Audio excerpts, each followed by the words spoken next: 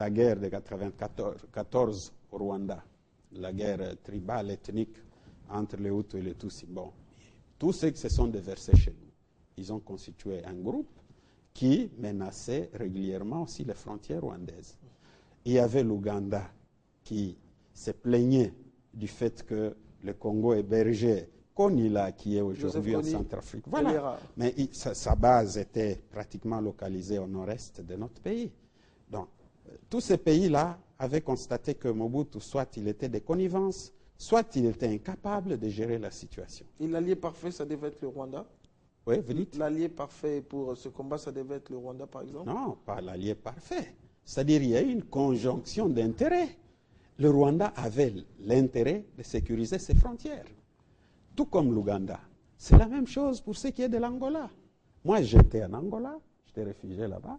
Eh bien, les Angolais se plaignaient régulièrement.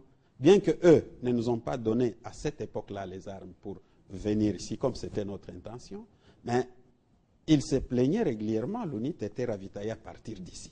Donc, ce qui veut dire que le Congo constitue un danger permanent pour les autres voisins. Alors, la rapidité avec laquelle... Voilà, je vais en arriver là. Il a commencé d'abord par fédérer tous les mouvements qui étaient à l'extérieur du pays, qui avaient pour but de mettre la fin au régime dictatorial qui régnait dans le pays. C'est ainsi qu'il a été en Zambie. Il a trouvé des Congolais qui étaient éradiqués là-bas.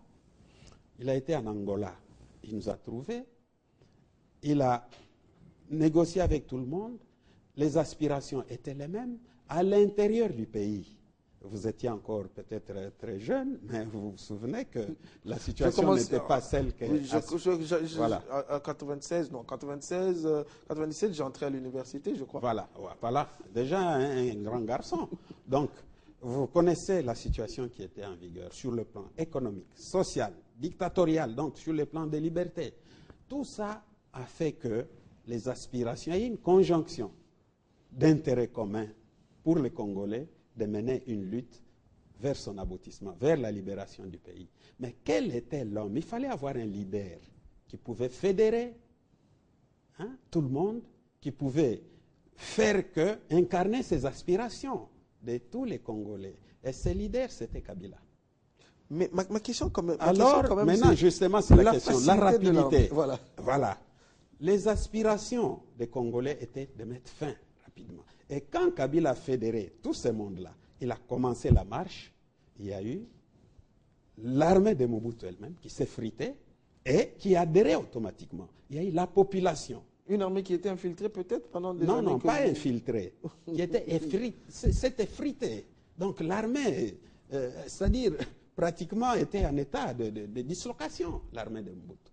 Elle était mal payée, elle était mal vêtue. Mal organisée. Mal organisée. Donc, elle aussi, tout comme les Congolais, aspirait au changement, ce qui a facilité aussi. Il y a eu pratiquement à chaque étape, quand on avançait, les corps d'armée entiers qui changeaient de camp pour Kabila. Parce qu'ils ont reçu le message de Kabila et ils ont analysé et compris qu'il fallait, pour sauver le pays, adhérer à son message, à son appel. La population congolaise elle-même, souvent les gens parlent des Kadogo, on a vu des Kadogo. On n'a jamais pris des Kadogo quand on venait de... Non. Tellement l'enthousiasme était tel au sein de la population que les enfants suivaient.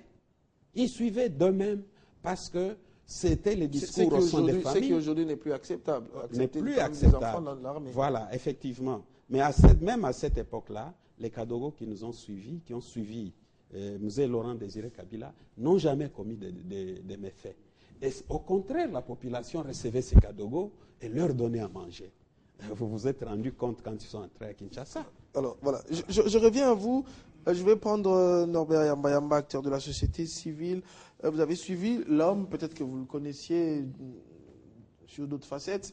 Il y a quand même ceux qui ont été avec lui, qui l'ont côtoyé. Vous également, peut-être, vous avez aimé son combat, ses paroles, surtout ses prises de position par rapport à ce qui se passait dans la sous-région, notamment par rapport à la période de l'agression, et surtout peut-être d'avoir fait tomber Mobutu. Merci beaucoup, Paty, mais il faut dire que beaucoup de leaders africains ont été très capables dans la manière de créer de mots. Tantôt changement, tantôt libération, tantôt émancipation, tantôt. Mais rares sont les leaders qui ont donné un contenu par rapport à ces concepts, par rapport à ces concepts idéologiques, voulais-je dire, etc. Et donc, Mzee Laurent Kabila m'a beaucoup marqué au travers du contenu qu'il avait donné, sa vision. À la différence de beaucoup de chefs d'État, lui, il avait une vision. Il savait où est-ce qu'il voulait amener un peuple. Mais je voudrais juste préciser une chose, c'est que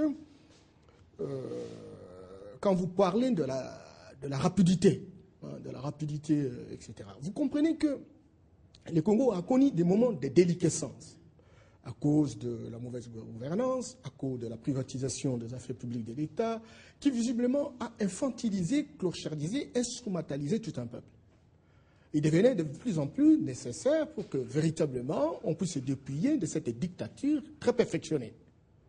Et c'est comme ça qu'il y a eu des mouvements à l'intérieur de la République comme à l'extérieur.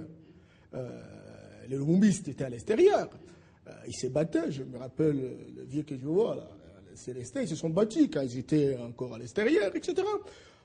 Par écrit, il y a même des corps scientifiques, il y a eu même une sorte de convergence d'intérêts avec d'autres peuples solidaires au Congo, etc. En dehors de ces mouvances externes, il y a eu des mouvances internes.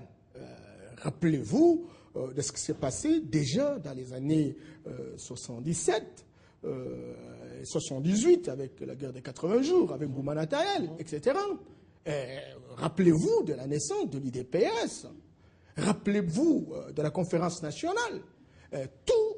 Ce mouvement de restitution de la République aux citoyens a beaucoup joué. La création de plus de 450 partis politiques, une sorte d'émergence d'une certaine liberté d'association, liberté de pensée, liberté d'opinion, etc. Et toutes ces différentes mouvances, les associations internationales qui, par solidarité, ont pactisé avec les Congolais pour rechercher comment ils peuvent sortir de cette pauvreté. Mais écoutez, tout le monde était préparé psychologiquement pour que, véritablement, on puisse se dépouiller de la dictature. Dieu merci, en 1996, voilà commence naturellement ce mouvement de libération. Et entre-temps, ce n'est pas seulement le peuple qui manquait les aspirines ou qui n'avait rien à voir, mais il y a aussi les militaires. Ils étaient très mal payés, ils étaient sous-payés, ils n'avaient pas quoi, etc. Et donc, il y a une sorte de convergence d'intérêts. Convergence d'intérêts avec les populations qui devenaient de plus en plus fragiles et qui souhaitaient naturellement se dépouiller de la dictature. Convergence d'intérêts parce que le militaire également privatisé voulait aussi véritablement se dépouiller. Et voilà que Mzee Laurent Kabila qui amène un discours. C'est un grand inspirateur. Puisque s'il faut voir les images de son arrivée, son entrée, partout les foules suivaient. Lorsqu'il y avait meeting, on voit encore les images à Goma, dans d'autres villes, Bukavu. Tout à fait. Il y avait c'est un grand communicateur. Son message l'avait déjà précédé. C'est un grand communicateur. Je me rappelle bien que j'étais à ce moment-là directeur d'un grand programme international, etc. On disait non, monsieur Yamba, il ne faut pas trop suivre ce monsieur. Moi, j'ai dit, mais tiens, mais on nous disait qu'il était un culte, etc. Mais finalement, au fur et à mesure qu'il parlait, finalement, les gens se rendaient compte qu'il portait les aspirations. Il portait les aspirations jusqu'à ce que, véritablement, il a embrigadé tout le monde autour de cet idéal de libération. Mais maintenant, les militaires ont adhéré, les citoyens de la République qui visiblement étaient préparés avec les mouvances internes, notamment l'UDPS qui a piloté naturellement cette dynamique interne. Vous avez vu arriver un peu presque partout les gouverneurs qui ont été élus venaient naturellement d'un combat interne au travers la mouvance. Et donc tout cela faisant combine afin que véritablement on puisse arriver le 17 mai qui visiblement pour ma part est une victoire commune, une victoire partagée de tout un peuple. C'est une victoire populaire. Et ça, c'est important. Maintenant, la question de savoir, maintenant qu'on est arrivé le 17 mai, j'ai dit à un moment que le Mzee Kabila avait une vision, il savait voyager dans les temps, revenir et embarquer les gens autour d'un idéal commun. Il faut se poser la question, est-ce que ces velléités de départ originelles ont été maintenues? Est-ce que ça continue aujourd'hui? L'héritage, je vais revenir à vous pour parler c'est ça, des grandes interrogations qui véritablement méritent d'être répondu parce qu'il a beaucoup suscité les espérances. Et aujourd'hui, il faut faire l'évaluation pour savoir véritablement quelle est la performance de cette action. Alors, Totumani Kisombe, une nouvelle génération, Mzee 97, ça a suscité de l'espoir en vous, peut-être jeune également. Aujourd'hui, l'héritage de Mzee. Merci beaucoup, parce que je crois que c'est une des questions pour moi la plus facile. Sinon, je vais commencer par saluer d'abord ici les compagnons de Mzee et aussi des pères de cette révolution. Et parce que vous savez, nous jeunes, nous pouvons pouvoir dire un mot si nous avons les enseignements. Alors, je voudrais commencer par là. Mais pour rejoindre votre question, j'aimerais simplement dire l'héritage de Mzee. Vous savez, après Mzee, pour que je prenne un peu de temps, après Mzee, après qu'on nous ait fauché physiquement Mzee, mais malheureusement, il avait eu le temps de nous laisser ses enseignements, sa vision, les vraies valeurs. Hein, donc, le but de sa révolution. Mzee a tout de suite voulu une justice distributive. Je vais expliquer. Il a tout de suite voulu revaloriser l'Africain en général et le Congolais, pour que nous ne tendions pas la main seulement. Ça, c'est ce que moi je me rappelle à cette époque de son combat quand il est arrivé. Et donc, après que vous ayez fait balayer un peu le constat sur le plan politique de l'époque qui a poussé que tout cela arrive, voilà, c'était un peuple qui souffrait. Mais l'héritage de Mzee aujourd'hui, je crois qu'après Mzee, vous avez eu la succession de fait par le président Joseph Kabila Kabange, que je soutiens personnellement. Mais vous avez en même temps des citoyens du pays, des fils de ce pays, qui n'ont pas accepté cette succession, qui ont pris les armes.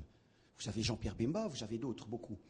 Et ça affaiblit cette possibilité de pouvoir continuer la vision de Mzee tout de suite pour reconstruire le pays. Nous sommes passés dans des guerres. C'était des moments froids pour la reconstruction. C'était des fils du pays qui avaient le droit, parce que c'était pas... ils pensaient avoir le droit. Et tout de suite, on a senti en celui qui arrivait, donc l'héritage, Joseph Kabila, l'esprit de son père, un démocrate. Il a appelé à 4+5, éviter le bain de sang. Je crois que c'est quand même important. Moi, je parle de l'héritage, je crois que, hormis le fait qu'il soit son fils, c'est d'abord un premier disciple lui-même, Joseph Kabila, de son père. Parce que là, il a incarné les valeurs de son père. La paix, la démocratie. Allons plus loin, les 4+1 arrivent, on passe aux élections. Les premières élections librement organisées. Il devait avoir des failles. Quand vous savez, vous faites la première fois, vous avez un enfant, vous ne savez pas bien comment changer les couches, mais tout le monde a applaudi. Nous avons eu un président. Malheureusement, l'ennemi du Congo ne nous a pas laissé libres pour reconstruire le pays avec le leadership très avéré de Joseph Kabila.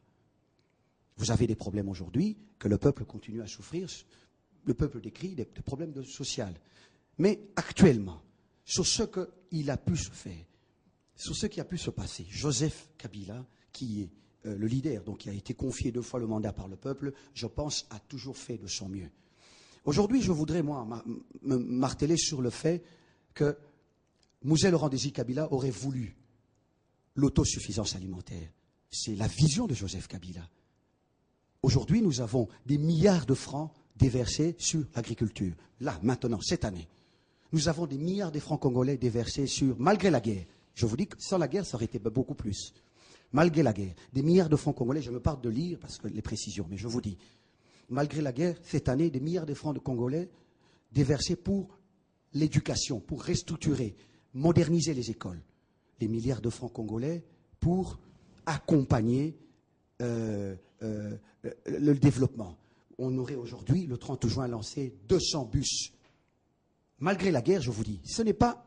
je crois que les papas sont là, les aînés sont là. Quand un pays est en guerre, il est difficile. Nous avons été gérés pendant 11 ans par le président Kabila, mais nous n'avons jamais eu de paix.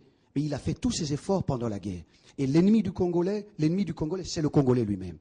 Et c'est le problème sur lequel Mzee Laurent Désir Kabila a eu si longtemps, moi je conclus, et en tant qu'intellectuel quand même, je me dis, a eu si longtemps pour pouvoir déverser Mobutu, parce que les connivences étaient de l'intérieur.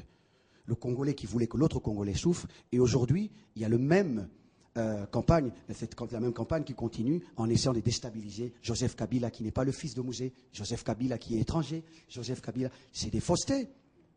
Mais je pense que l'héritage est quand même, il faut le souligner, vraiment valable. Et je pense que je vais saluer aussi celui qui est l'héritier philosophique qui accompagne cette vision, donc le président de la République Joseph Kabila Kabange. Alors, on a une